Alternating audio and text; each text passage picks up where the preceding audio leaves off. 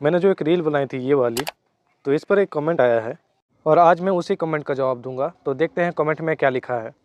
Wait bro, let me show you little reality. अच्छा, देखें क्या रियलिटी है। चलो भाई, देखो अब मैं क्या करता हूँ।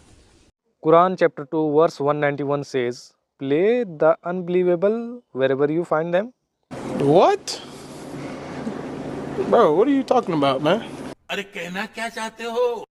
अच्छा, मैं समझ गया यहाँ बहन जी कहना क्या चाहती है। उनका कहना है Quran chapter 2 verse 191 says, slay the unbelievers wherever you find them. इसका मतलब है काफिरों को जहाँ पाओ कत्ल कर दो।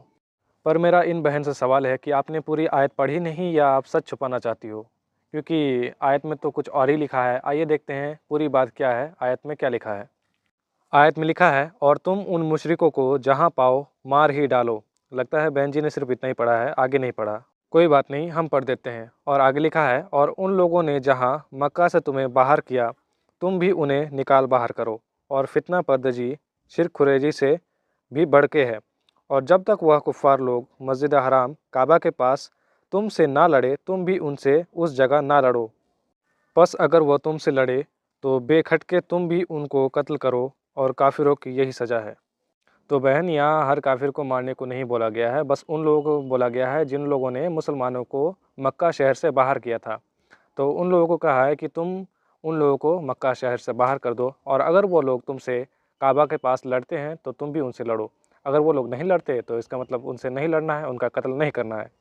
आयत में गौर तो करो, यहाँ पर क्या लिखा है, बस अगर वो तुमसे लड़े तो बेखटके तुम भी उनका कत्ल करो, और काफिरों की यही सज़ा है। अगर वो तुमसे लड़ रहे हैं तभी उनसे लड़ने को कहा गया है। तो बहन, अब से पूरी आयतें पढ़ा करो, उसके बाद ही कुछ बोला करो। अगर आपसे कोई लड़ने आ रहा है, आपका कोई कत्ल करने आ रहा है, तो आप उन्हें गले नहीं लगाने जाओगे ना। और अगर आप उन्हें गले लगाने जाते हो तो हो सकता है कल को आपके फ़ोटो पे माला चढ़ी हो।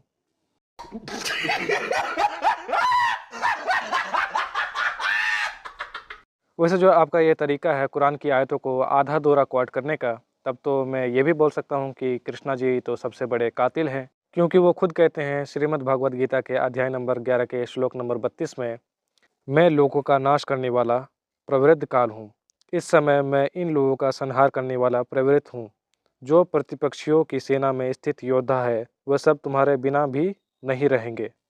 यहाँ सबका संहार का मतलब पूरी दुनिया को ख़त्म करना नहीं था, बल्कि उस समय जो अधर्म और अन्याय बढ़ गया था उसका और उन पापियों का अंत करना था। तो उसी तरह अगर आप बिना कंटेक्स्ट जाने कुछ भी बोल दोगे, तब तो कृष्णा जी के बारे में भी कोई ये बोल सकता है कि वो तो बहुत बड़े कातिल हैं, जो सबका संहार करने की बात कर रहे हैं, सबको मारने की बात कर रहे हैं। काफिरों के इस तरह के मैं जो सवाल देखता हूँ ना कुरान के बारे में, मेरा तो यही रिएक्शन होता है। शांत शांत हो जा मेरे बच्चे, शांत हो जा।